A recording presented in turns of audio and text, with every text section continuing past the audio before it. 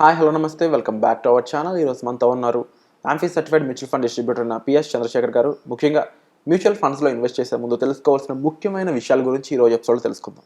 నమస్కారం sir.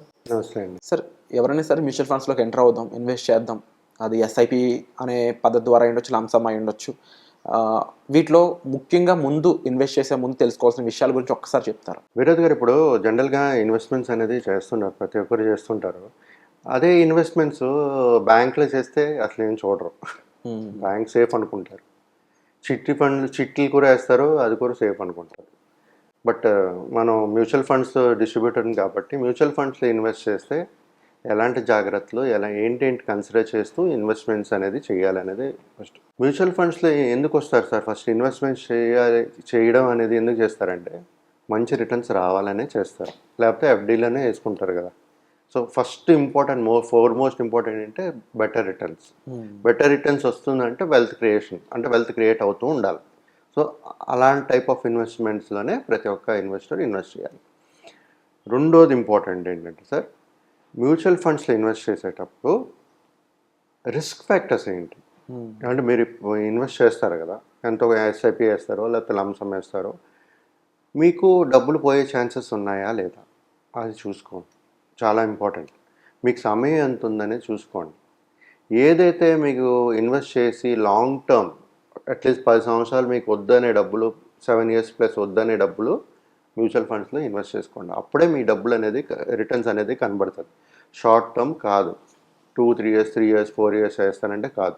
Market 4 years కూడా పడవచ్చు. మార్కెట్ 5th yearలో పెరుగుతుంది మొత్తం ఒకేసారి. అలాగే ఉంటుంది మార్కెట్, మ్యూచువల్ ఫండ్స్ మార్కెట్లో ఇన్వెస్ట్ చేసేటప్పుడు. సో రిస్క్ అనేది కూడా క్లియర్గా అర్థం అవ్వాలి సార్ జనాలకి. అంటే ఇప్పుడు ఏంటంటే, ఇన్వెస్ట్ చేసిన తర్వాత మనకు 15 సంవత్సరాలు ఉంది అని చెప్పి ఇన్వెస్ట్ చేసిన తర్వాత ప్రతి సంవత్సరం చూసుకుంటూ మార్కెట్ వాలటాలిటీ బీట్ చూసుకుంటూ కింద పడేటప్పుడు, వాల్యూ తగ్గినప్పుడు ముందు భయపడకూడదు. ఎందుకంటే ఆ రిస్క్ ఫ్యాక్టర్ కూడా మనం ముందే అర్థం చేసుకొని ఇన్వెస్ట్మెంట్స్ అనేది చేసుకోవాలి మ్యూచువల్ ఫండ్స్లో. సో దీని తర్వాత ఇంపార్టెంట్ ఏంటంటే సార్, మన పెట్టుబడి అసెట్ అలొకేషన్ చేసుకోవాలి. అంటే డిఫరెంట్ అసెట్స్లో పెట్టుకోవాలి. అంటే నేను మ్యూచువల్ ఫండ్స్లో ఇన్వెస్ట్ చేయమంటున్నాను కాబట్టి మొత్తం అంతా ఈ మ్యూచువల్ ఫండ్స్ చేయవలసిన అవసరం లేదు. మ్యూచువల్ ఫండ్స్లో కూడా అసెట్ అలొకేషన్ ఉంది, ఫండే ఉంది. మల్టీ అసెట్ అలొకేషన్ ఫండ్ అని చెప్పి ఉంటాయి కంపెనీస్. సో దాంట్లో ఏం చేస్తారంటే ఈక్విటీ, డెప్ట్, గోల్డ్, రియల్ ఎస్టేట్ అన్నిట్లో పెడుతూ ఉంటారు. అక్కడ అసెట్ అలొకేషన్ అవుతుంది.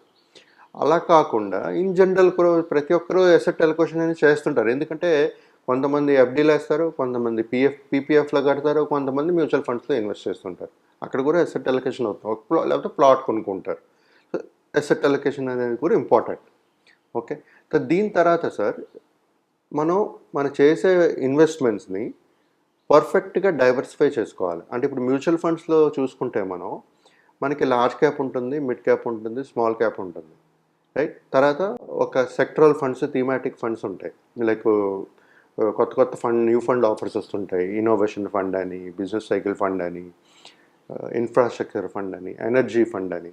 సో ప్రతి ఒక్క కస్టమర్కి ఈ డైవర్సిఫికేషన్ అనేది చేసుకోవాలి. మోస్ట్ ఆఫ్ ద ఇన్వెస్టర్స్ ఇక్కడ ఫెయిల్ అవుతుంటారు, తెలియక చేయలేక.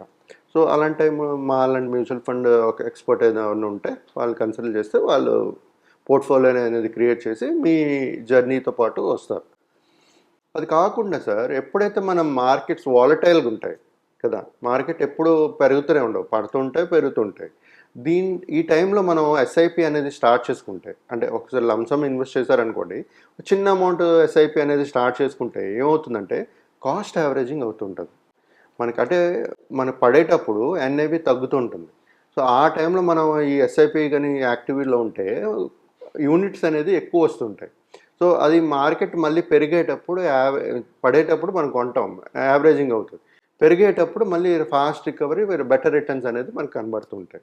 వీఆర్ బయింగ్ దట్, ఆ ప్లాన్ని తక్కువ రేటుకి కొంటున్నట్టుగా, ఎన్ఏవి, నెట్ అసెట్ వాల్యూ అంటారు దాన్ని.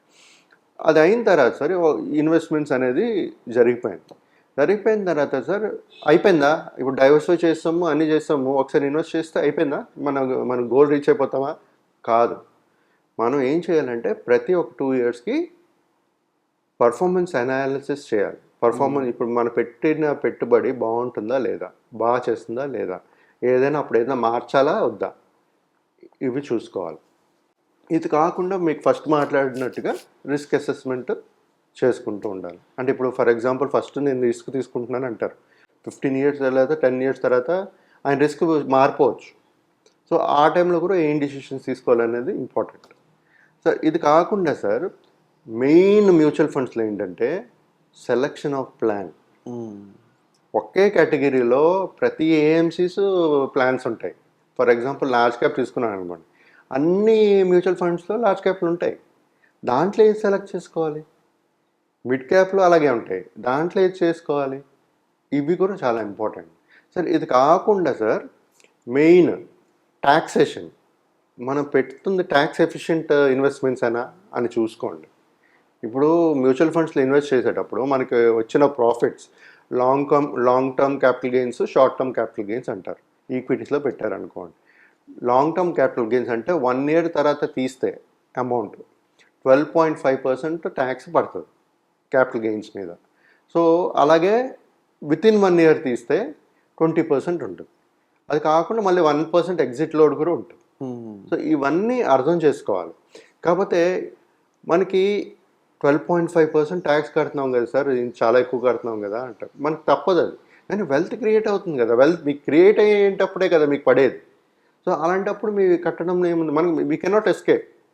ఈ ట్యాక్స్ అవాయిడ్ చేయలేం మనం, ఇది గవర్నమెంట్ యాజ్ పర్ గవర్నమెంట్ ఇది కాబట్టి we have to pay for it. For example ఒక 1 lakh ఇన్వెస్ట్ చేశారనుకోండి సార్, మీకు 2.5 lakhs వచ్చింది. ఓకే, సో 1 lakh ప్లస్ 1,25,000 వరకు ఎగ్జంప్షన్ ఉంది, అంటే 2.25 వరకు ఎగ్జంప్షన్. ఆ 25,000 మీద 12.5% అనేది ట్యాక్సేషన్ పడుతుంది. ఎప్పుడు 1 year తర్వాత తీస్తే, బిఫోర్ తీస్తే 20%. సో ఇలాంటి అన్ని కన్సిడర్ చేస్తూ ఒక కస్టమరు ఇన్వెస్ట్మెంట్స్ అనేది మ్యూచువల్ ఫండ్స్లో ప్లాన్ చేసుకోవాలి sir. Wonderful sir. And definitely ఈ విషయాలన్నీ కూడా చాలామంది తెలుసుకోవాల్సిన విషయాలు, అవేర్ చేసుకోవాల్సిన విషయాలు. ఇవి తెలియకుండా జనరల్గా అంటే చాలామందికి ఏమవుతుందంటే మ్యూచువల్ ఫండ్స్ అన్నీ కూడా 12% ఇస్తాయి, లేదంటే కొన్ని ఇంకా ఎక్కువ ఇస్తాయి అని చెప్పేసుకుని కొంతమంది మళ్ళీ కొన్ని ఎపిసోడ్లో చూసి కామెంట్స్ పెడుతున్నారు, అదేంటి అన్ని మ్యూచువల్ ఫండ్స్ లాంగ్ టర్మ్లో బెనిఫిట్స్ ఇవ్వమని చెప్తున్నారండి మ్యూచువల్ ఫండ్ డిస్ట్రిబ్యూటర్ అనే పర్సన్ అని చెప్పేసి కొన్ని కామెంట్స్ వస్తున్నాయి అన్నమాట. వాటన్నిటికీ మీరు ఈరోజు ఆన్సర్ ఇచ్చారు. పర్ఫార్మెన్స్ అనేది కంపల్సరీ చెక్ చేసుకోవాలి, చాలా ఇంపార్టెంట్ థింగ్. అలాంటి చోట్లే ఒక ఫండ్ డిస్ట్రిబ్యూటర్ అనే వాళ్ళు మీకు బాగా యూజ్ అవుతారు. ఆ ఫండ్కి సంబంధించిన ప్రతి అనాలిసిస్ వాళ్ళు ఇస్తుంటారు, ప్రతి విషయం ప్రతి అప్డేట్ మీకు అందజేస్తుంటారు. అండ్ సరైన టైంలో ఫండ్ రీబ్యాలెన్స్ చేయడం కానీ వీటన్నిటికి సంబంధించిన హెల్ప్ కూడా వాళ్ళ దగ్గర నుంచి మీకు దొరుకుతుందండి. అండ్ ముఖ్యంగా సార్ ఇలా ఇన్వెస్టర్స్ చాలా ఎక్కువ మంది రావాలి, ఇంకా కొత్త ఇన్వెస్టర్స్ అందరూ రాలేదు. కానీ 141 కోట్ల జనాభాలో కేవలం ఒక 15% మాత్రమే ఇన్వెస్ట్ చేస్తున్నారంట. అది చాలా లో నెంబరు. ఇన్ కేస్ అందరూ ఇన్వెస్ట్మెంట్లోకి వచ్చినట్లయితే ఇండియన్ స్టాక్ మార్కెట్ అనేది ఎన్నో $1 trillion ఎకనామీగా మారే ఛాన్సెస్ ఉన్నాయంటే అవన్నీ కూడా తిరిగి మనకి ఇన్ఫ్లేషన్ తగ్గించడంలోనూ, మన కంట్రీ ఎకనామిక్ లెవెల్ని బూస్ట్ చేయడంలోనూ చాలా దోహదపడతాయి. అండ్ ఇలాంటి మంచి ఇన్ఫర్మేషన్ ఇస్తూ ఎంతోమందికి అవేర్నెస్ ఇస్తున్నందుకు కూడా thank you so much sir. Thank you.